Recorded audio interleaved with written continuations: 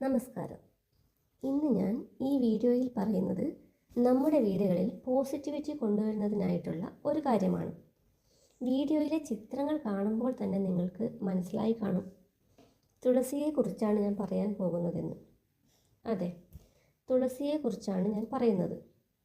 പണ്ടുള്ളവർക്കൊക്കെ തുളസിയുടെ പ്രാധാന്യം നന്നായിട്ടറിയാം. പക്ഷേ ഇപ്പോൾ ജീവിതത്തിലെ തിരക്കിനിടയിൽ ഇതൊന്നും ഓർക്കാനും ചെയ്യാനോ ആർക്കും സമയമില്ല. തുളസി ഒരു ചെറിയ ചെടിയാണെങ്കിലും ഇതൊരു സാധാരണ ചെടിയല്ല. തുളസി ചെടിക്ക് തീർച്ചയായും നമുക്കൊരു പോസിറ്റിവിറ്റി തരാൻ കഴിയും.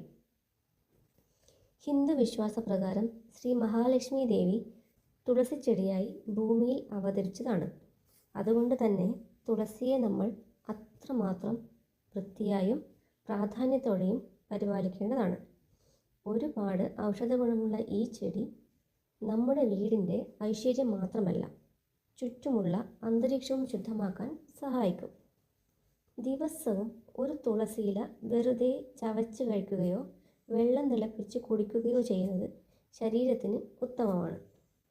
എന്നും രാവിലെ തുളസിക്ക് വെള്ളമൊഴിച്ച് പരിപാലിക്കുന്നതിലൂടെ നമുക്കുണ്ടാകുന്ന മാറ്റം അനുഭവിച്ച് തന്നെ അറിയണം. എല്ലാ വീടുകളിലും ഒരു തുളസി ചെടിയെങ്കിലും നട്ട് എന്നും രാവിലെ വെള്ളമൊഴിച്ച് സംരക്ഷിക്കൂ. നിങ്ങൾക്കും അറിയാൻ കഴിയും ജീവിതത്തിൽ വരുന്ന മാറ്റങ്ങൾ. മറ്റൊരു വീഡിയോയുമായി വരുന്നവരെ നന്ദി. ശുഭദിനം.